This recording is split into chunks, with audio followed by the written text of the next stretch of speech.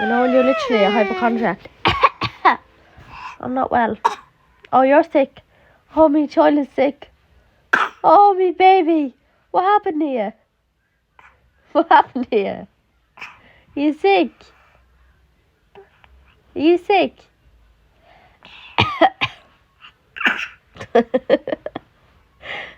Oh, my child. Give me a kiss then. Little Tish. Tish then. Tish. I love you.